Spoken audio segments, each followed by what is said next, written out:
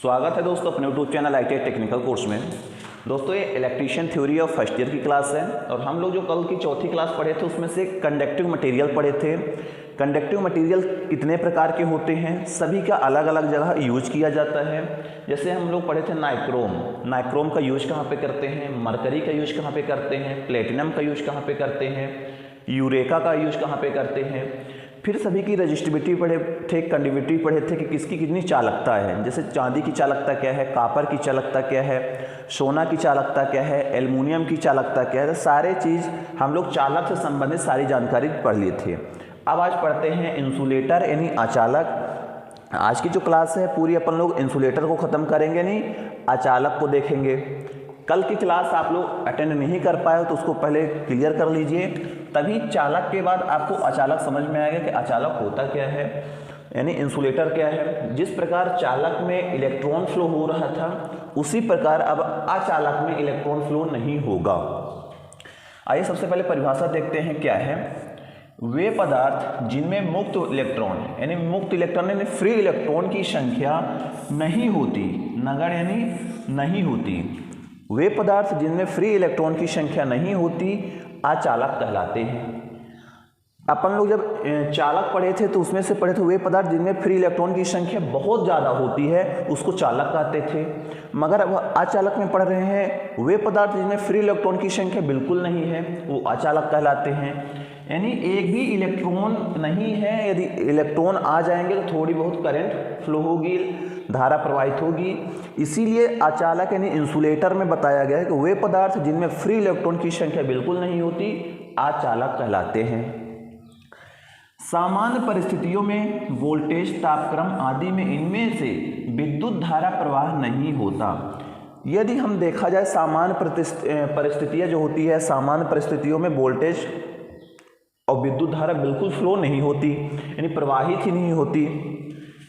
ये पदार्थ अत्यधिक होते हैं, ये पदार्थ अधात्विक होते हैं, मैटलिक नहीं होते, नॉन मैटलिक होते हैं, यानी अधात्विक होते हैं। और प्रत्येक पदार्थ की पृथक पृथक वोल्टेज सहन सीमा होती है।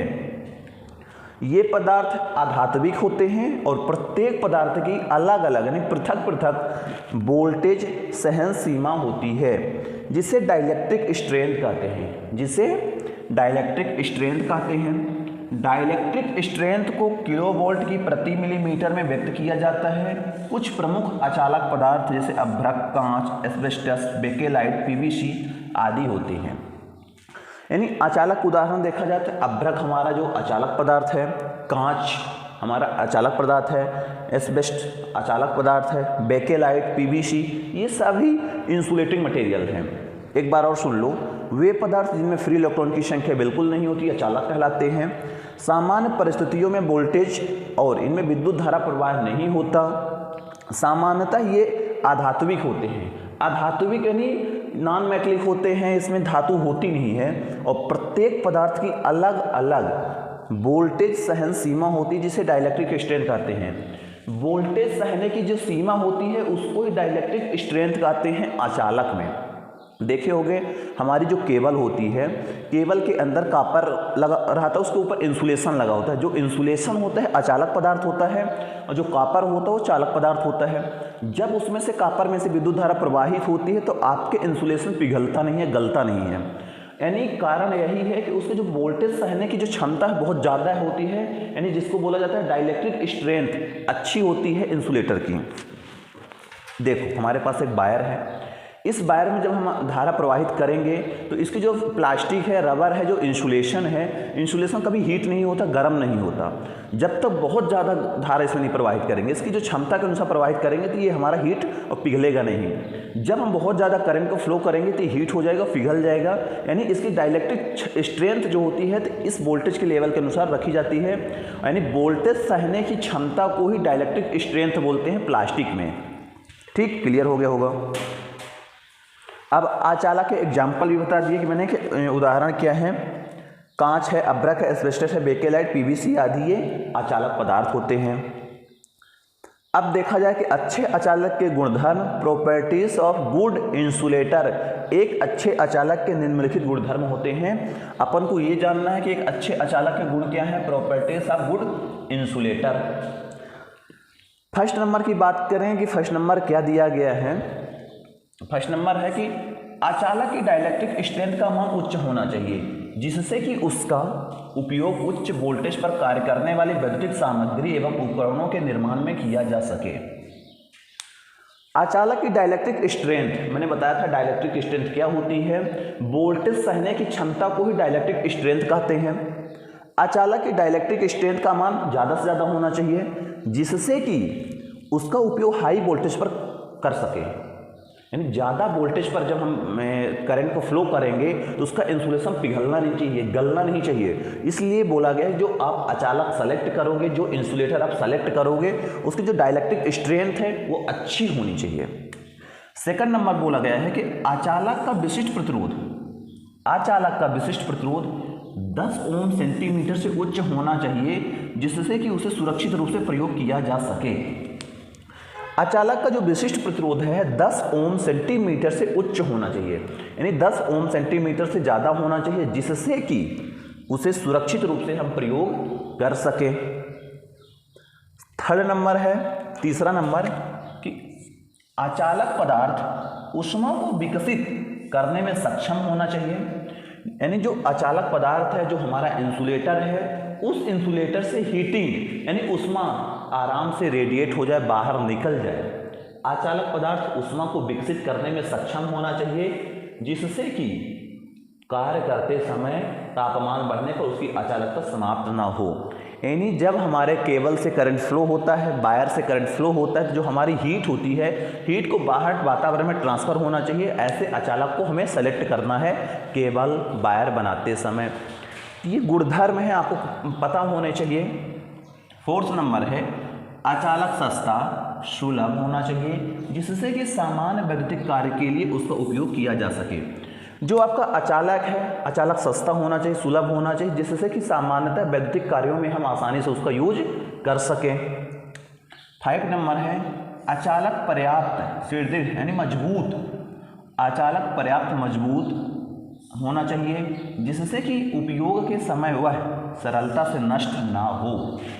ऐसा नहीं होना चाहिए कि भुरभुरा हो, अचालक बहुत मुलायम नहीं होना चाहिए, बहुत कमज़ोर भी नहीं होना चाहिए। अचालक मजबूत होना चाहिए, जिससे कि उसका उपयोग के समय वह सरलता से खराब ना हो, नष्ट ना हो।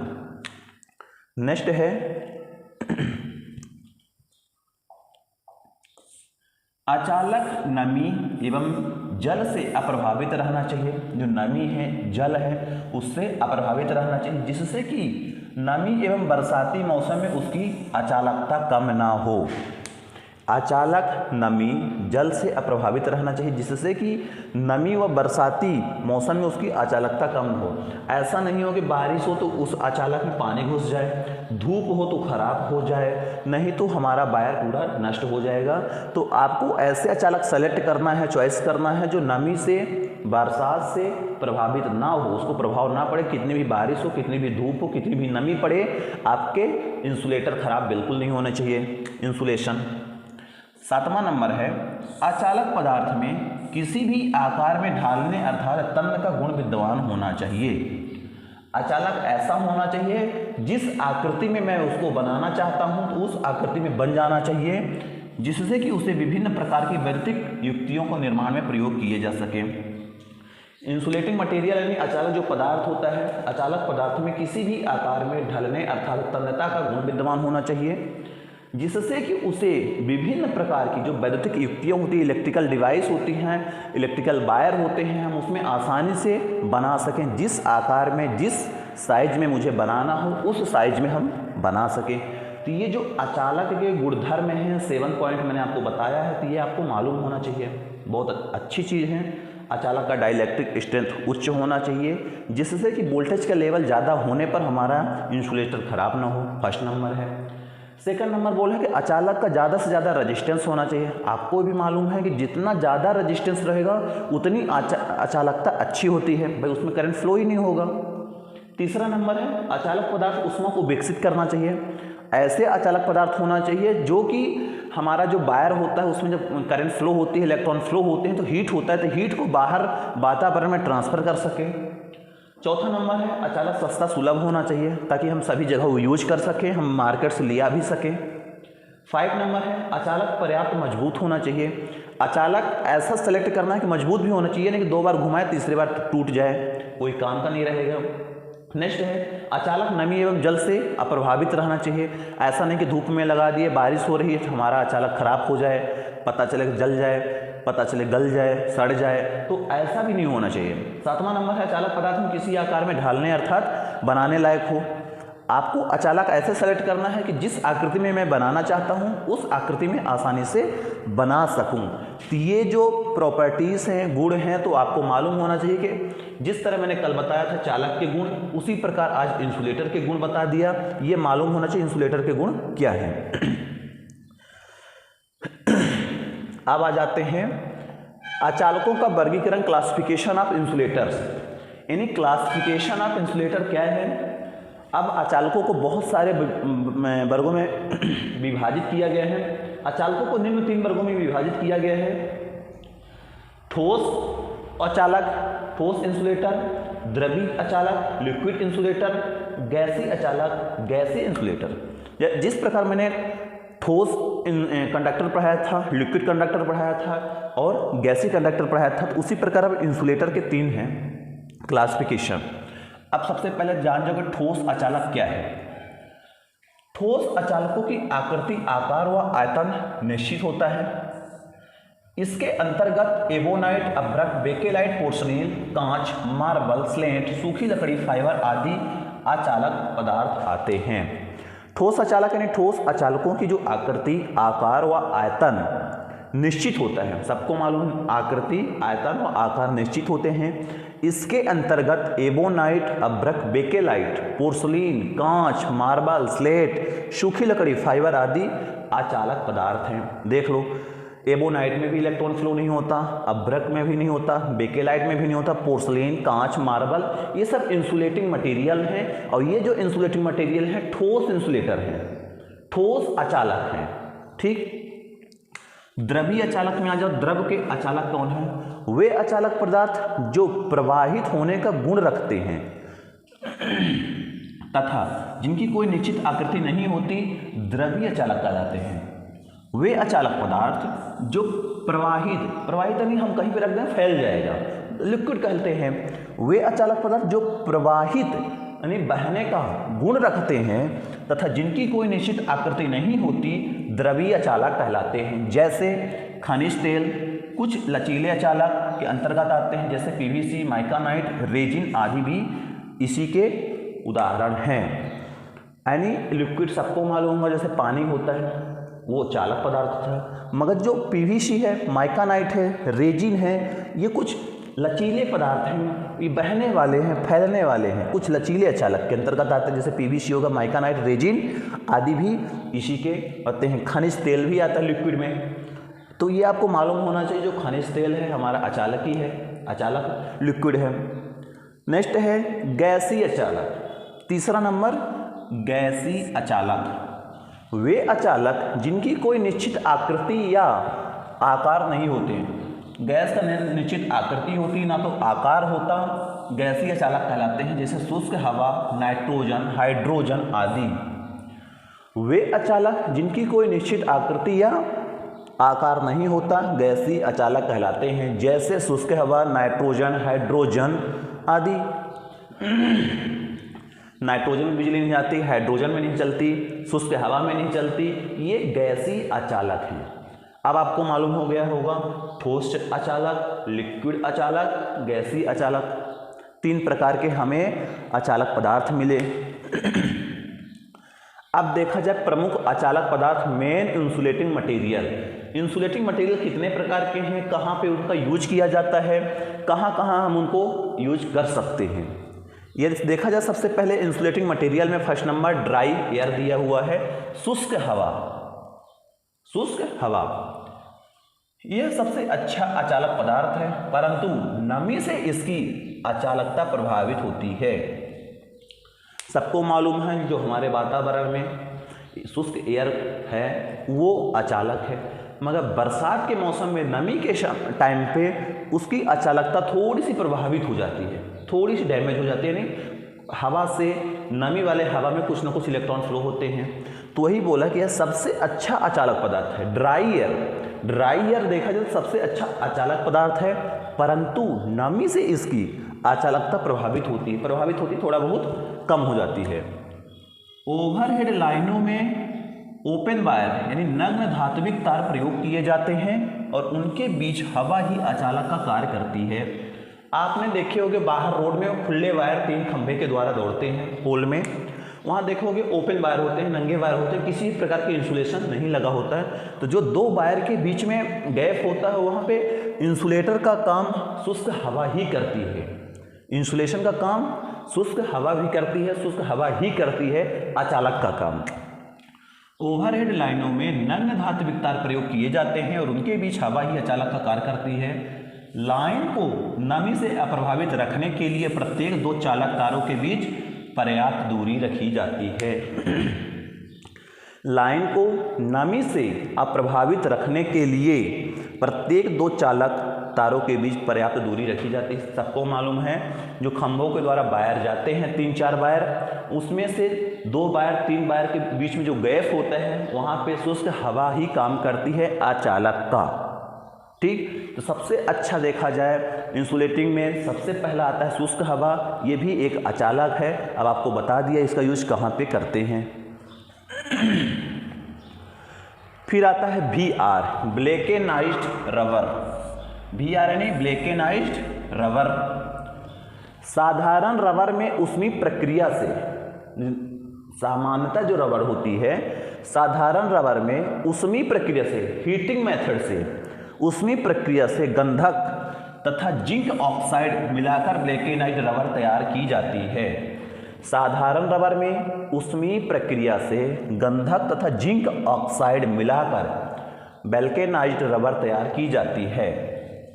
इसका उपयोग विभिन्न प्रकार के तार, केबल, अचालक आवरण के रूप में किया जाता है। आपने देखा होगा जो आपके तार होती हैं, जो केबल होती है, जो उसमें अचालक के रूप में हम लोग यूज करते हैं, वो होता है ब्लैकेनाइज्ड रबर। ये बनाया कैसे जाता है, ब्लैकेनाइज्ड रबर कैसे बनाती है? जो साधारण रबर होती है उसको हीट करते हैं, हीट करके उसमें गंधक का उपयोग करते हैं। साधारण रबर में ऊष्मीय प्रक्रिया से गंधक तथा जिंक ऑक्साइड मिलाकर ब्लैकेनाइज्ड रबर तैयार की जाती है। इसका उपयोग विभिन्न प्रकार के तार एवं केबल में अचालक आवरण के रूप में किया जाता है। अचालक आवरण में इंसुलेटिंग कवर के रूप में किया जाता है। जैसे ये BR है, ब्लैकेनाइज्ड रबर है, ये एक प्रकार की साधारण रबर रही होगी। इस साधारण रबर में हम लोग गंधक और जिंक ऑक्साइड मिलाए हैं हीट करके, फिर इसका उपयोग हम लोग तार, केबल, वायर जो होते हैं उनके इंसुलेटिंग मटेरियल बनाने के लिए किए हैं। अब आपको मालूम हो गया होगा कि आपके जो केबल की इंसुलेशन होते हैं किस मटेरियल के होते हैं, तो आप बता सकते हो ब्लैकेनाइज्ड रबर होती है। ब्लैकेनाइज्ड रबर कैसी बनाई जाती है, तो आप बताओगे साधारण रबर होती है, उसमें हम लोग ऊष्मीय प्रक्रिया हीटिंग मेथड के द्वारा गंधक और जिंक ऑक्साइड मिला लेते हैं, फिर अपन लोग उसके इंसुलेटर बना लेते हैं या इंसुलेशन बना लेते हैं, तार केबल के इंसुलेशन। तीसरा नंबर है PVC यानी पॉलीविनाइल क्लोराइड। थोड़ा थोड़ा आप लोग फुल फॉर्म को भी ध्यान पे रखते हुए चलना है। PVC क्या होती है? PVC यानी पॉलीविनाइल क्लोराइड। PVC यानी पॉलीविनाइल क्लोराइड होती है PVC। यह एक अच्छा अचालक पदार्थ है। यह एक अच्छा अचालक पदार्थ है जो ब्लैकेनाइज्ड रबर की अपेक्षा अधिक टिकाऊ होता है। यह एक अच्छा अचालक पदार्थ है जो ब्लैकेनाइज्ड रबर की अपेक्षा अधिक टिकाऊ होता है। वर्तमान समय में रबर के स्थान पर अधिकाधिक PVC का उपयोग करते हैं। अब हम लोग रबर का उपयोग कम कर दिए, अब वहाँ पे हम लोग PVC का यूज कर रहे हैं क्योंकि ये एक अच्छा अचालक पदार्थ है। लिखा हुआ है यह एक अच्छा अचालक पदार्थ है जो ब्लैकेनाइज्ड रबर की अपेक्षा अधिक टिकाऊ होता है। यानी ये जो ब्लैकेनाइज्ड रबर है इसकी अपेक्षा अधिक टिकाऊ है। ब्लैकेनाइज्ड रबर की अपेक्षा अधिक टिकाऊ होता है। वर्तमान में इस टाइम वर्तमान समय में रबर के स्थान पर सबसे ज़्यादा PVC का यूज किया जाता है। पीवीसी का फुल फॉर्म है पॉलीविनाइल क्लोराइड। पीवीसी का भी उपयोग हम लोग कहाँ पे करते हैं, तार केबल जो होती हैं, जो वायर होते हैं, उनके इंसुलेटिंग मटेरियल, उनके कवर बनाने के लिए ही किया जाता है। सबसे ज़्यादा इस टाइम पे पीवीसी का यूज किया जाता है और बहुत अच्छा इंसुलेटिंग मटेरियल है। नेक्स्ट है एबोनाइट। एबोनाइट क्या भैया, यह एक कठोर रबर जैसा पदार्थ है। यह एक कठोर रबर जैसा पदार्थ है जो 180 सेंटीग्रेड पर जलने लगता है। यह एक कठोर रबर जैसा पदार्थ है जो 180 सेंटीग्रेड पर जलने लगता है। 30 से 80% तक सल्फर होता है। यह अम्लों से क्रिया नहीं करता। इसका उपयोग सीसा संचयक, लेड एसिड बैटरी के खोल, पैनल बोर्ड, यंत्र खोल आदि बनाने में किया जाता है। आपने देखा होगा आपके ट्रैक्टर, आपके कार, आपके ट्रक, जो बैटरी होती है उसमें लेड एसिड बैटरी बनी होती है। लेड एसिड बैटरी लगी होती है जिससे आप लोग इंजन को स्टार्ट करते हो। अब वो जो लेड एसिड बैटरी है उसके जो कवर होते हैं, खोल होती है, जो पेटी होती है, वो एबोनाइट मटेरियल के बनाया जाता है। क्यों? क्योंकि जो सल्फर होता है अम्ल से क्रिया नहीं करती। देखो होगा आपने उसमें एसिड डालते हो, भाई आप साधारण रबर का यूज करोगे, उसमें एसिड डालोगे तो 4 दिन में छेद हो जाएगा, आपकी बहने लगेगी। आपने देखा होगा लेड एसिड बैटरी में हम लोग पानी का भी उपयोग करते हैं, कुछ केमिकल डालते हैं, एसिड वगैरह डालते हैं, तो उससे क्या होती है कि हमारी प्लास्टिक खराब हो सकती है। तो एक स्पेशल प्लास्टिक का यूज किया गया है, वो उसका नाम है एबोनाइट। एबोनाइट कठोर रबर है, कठोर प्लास्टिक है, जिसका उपयोग हम लोग बैटरी के खोल यानी कवर बनाने में करते हैं। फिर उसके बैटरी के अंदर देखो बहुत सारे प्लेट लगी होती हैं। प्लेट के ऊपर से ही हम लोग पानी, एसिड, लिक्विड, H2SO4 ये सारी चीज़ें हम लोग डाल देते हैं ताकि हमारा बैटरी बिल्कुल अब आयनों को चार्ज करने लगे और पॉजिटिव निगेटिव वो पॉइंट देने लगती है। तो वही बोला है कि एबोनाइट यह एक कठोर रबर जैसा पदार्थ है जो 180 सेंटीग्रेड पर जलने लगता है। इसमें 30 से 80% तक सल्फर होता है इस प्लास्टिक में। यह अम्लों से क्रिया नहीं करता, जो अम्ल क्षार होते हैं उनसे क्रिया बिल्कुल नहीं करता। इसका उपयोग सीसा संचयक, लेड एसिड बैटरी के खोल, पैनल बोर्ड, यंत्र खोल आदि बनाने में करते हैं। ठीक, एग्जाम्पल है, कहीं भी कुछ पूछ सकता है कि एबोनाइट का यूज कहाँ पे करते हैं, पीवीसी का यूज कहाँ पे करते हैं, ब्लैक एंड व्हाइट रबर का यूज कहाँ पे करते हैं। ये आपका काम है, आपसे बनना चाहिए। माइका की बात कर लेते हैं। यह पारदर्शक, अग्नि और नमी से अप्रभावित रहने वाला अचालक पदार्थ है। यह पारदर्शक, अग्नि और नमी से अप्रभावित रहने वाला अचालक पदार्थ है। यह ऊष्मा एवं नमी से प्रभावित रहने वाला एकमात्र प्राकृतिक एवं खनिज पदार्थ है। यह पारदर्शक, अग्नि और नमी से अप्रभावित रहने वाला अचालक पदार्थ है, यानी इंसुलेटिंग मटेरियल है। यह ऊष्मा एवं नमी से प्रभावित रहता है। हीट कर दो, नमी डाल दो, पानी में डाल दो, कोई प्रभाव नहीं पड़ेगा। किसको? अभ्रक को। रहने वाला एक प्राकृतिक खनिज पदार्थ है। हालांकि ये अभ्रक जो होता है खनिज पदार्थ है, इसमें नमी का कोई प्रभाव नहीं पड़ता, बारिश का कोई प्रभाव नहीं पड़ता, हीटिंग का कोई प्रभाव नहीं पड़ता। हीट कर दो कुछ नहीं होगा। यही है कि एक पारदर्शक है, जिस तरह ट्रांसपेरेंट बोल सकते हो। ट्रांसपेरेंट नहीं, इधर देखेंगे इधर दिखेगा। यह एक पारदर्शक, अग्नि और नमी से प्रभावित रहता है। आग से, पानी से कोई इसको प्रभाव नहीं पड़ने वाला है। भारत में प्रचुर मात्रा में उपलब्ध, भारत में बहुत कम मात्रा में है। वैद्युतिक कस्मक उपकरण के हीटिंग एलिमेंट के आधार के रूप में अन्य कोई अचालक पदार्थ इसके बराबरी नहीं कर सकता। अब आपके प्रेस देखे हो, जिससे आपने कपड़े में प्रेस करते हो, आपके पास हीटर होगा, देखे होगे। प्रेस जो होता है उसकी जो सरफेस होती है, नीचे की प्लेट होती है, बहुत हीट होती है, मगर ऊपर बिल्कुल हीट नहीं होती, देखे होगे। तो जो नीचे की प्लेट में ही कॉइल लगे होते हैं, उसके ऊपर अभ्रक की सीट लगी होती है, जिससे उसका हीट ट्रांसफर ऊपर आता ही नहीं है। वही बोला कि इसको आग से, पानी से डरा ही नहीं बिल्कुल। ये रावण है, अभ्रक ये रावण है। क्यों? क्योंकि इसको आग और पानी से कोई दिक्कत नहीं जा रही है। कितना भी हीट कर दो गलेगा नहीं, जलेगा नहीं। इसीलिए इसको हीटिंग एलिमेंट की प्लेट के रूप में बनाते हैं, बेस बनाते हैं। इसको हर जगह आधार के रूप में नहीं, बेस के रूप में इसका यूज किया जाता है। आपने अब पढ़ा होगा कम्यूटेटर। कम्यूटेटर के जो कम्यूटेटर सेगमेंट होते, सेगमेंट के जो बीच में अभ्रक ही भरा जाता है, क्योंकि कम्यूटेटर बहुत घर्षण करते करते हीट हो जाता है, मगर ये हीट नहीं होता। अपन दूसरी रबर यूज कर देंगे, दूसरी रबर पिघल जाएगी, दूसरा इंसुलेशन यूज कर देंगे, दूसरा इंसुलेशन बहने लगेगा, जल जाएगा। ये अभ्रक एक बहुत ज़्यादा टेम्परेचर पर जलता है, उतना टेम्परेचर हो ही नहीं पाता जितना इसको जलने के लिए चाहिए, इसलिए इसको अपन लोग हीटिंग एलिमेंट की जगह पर यूज करते हैं। जहाँ पे ज़्यादा हीट होता है वहाँ पे इसको लगाते हैं और आराम से काम करते हैं। नेक्स्ट है माइकानाइट। माइकानाइट देखा जाता है साधारणतः अभ्रक की प्लेट मोड़ने पर टूट जाती है। भाई वो अभ्रक जो होता है भुरभुरा होता है, टाइट होता है, उसको हम ऐसे फोल्ड करेंगे टूट जाएगा। अब माइकानाइट की बात करते हैं। साधारण अभ्रक की प्लेट मोड़ने पर टूट जाती है। आता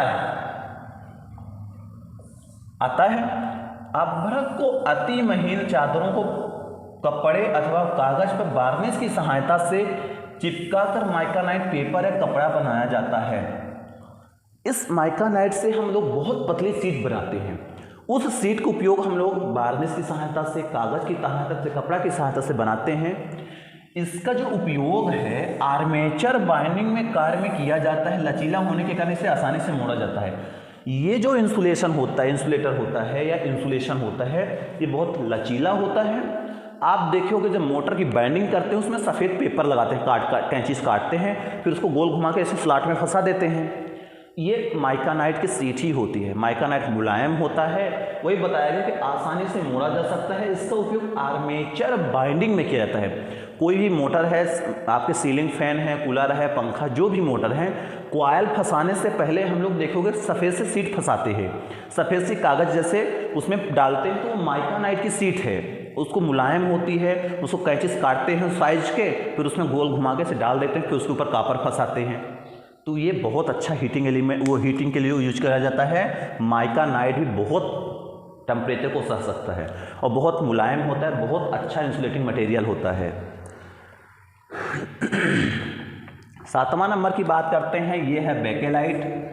बेकेलाइट यानी यह विभिन्न प्रकार के रेजिन से बनाया गया, विभिन्न प्रकार के रेजिन से बनाया गया कठोर, भंगुर एवं अधिक तापक्रम पर जलने वाला अचालक है। इसे किसी भी आवश्यक आकृति में ढाला जा सकता है। इसका उपयोग silver, plug top socket, bulb holder, ceiling rose आदि में किया जाता है। बेकेलाइट आप देखोगे, आप स्विच, आपके घर पे जितने भी स्विच लगी हैं, सॉकेट लगा है, सीलिंग रोज लगे होते हैं, जो स्विच होती है आप देखो स्विच सफ़ेद सी बनी होती है, वो बेकेलाइट की होती है। सॉकेट आपकी बेकेलाइट की बनी होती है। आपके सीलिंग रोज बेकेलाइट के बने होते हैं। आपको मालूम होना चाहिए हमारा जो स्विच होता है, सॉकेट होते हैं, सीलिंग रोज होते हैं, किस मटेरियल के बनाए जाते हैं, बेकेलाइट के बनाए जाते हैं। क्लियर होना चाहिए। माइका क्या होता है, अभ्रक क्या होता है, पीवीसी क्या होता है, रेजिन क्या होता है, ये सारे जो चीज़ है ना, तो आपके कहीं ना कहीं पूछे जाते हैं। इंटरव्यू हो या कंपटीशन एग्जाम हो या ITI एग्जाम हो, ये सारी चीज़ें ऐसी चीज़ें हैं कि बेसिक चीज़ें हैं। ये यदि आपसे बनता है तो आप कहीं भी आगे जाकर किसी को जवाब दे सकते हो। ठीक, तो आज अपन यहीं तक पढ़ाते हैं, बेकेलाइट तक। कल से पढ़ते हैं लेदराइट पेपर, रेजिन, खनिज तेल, आगे के जितने भी अचालक पदार्थ हैं उसको पढ़ते हैं। क्लास लंबी हो जाती है जिससे आपको तकलीफ होती है पढ़ने में, तो मैं सोच रहा हूँ कि ज़्यादा लंबा ना किया जाए। आप थोड़ा थोड़ा पढ़ोगे तो थोड़े थोड़े आगे बढ़ते जाओगे। आप अभी सीखो, जितने दिन सीखोगे उतने अच्छा बेहतर परफॉर्मेंस आपका आगे मिलेगा। तो आज को यहीं तक एंड करते हैं, मिलते हैं कल की नेक्स्ट क्लास पे। जय हिंद।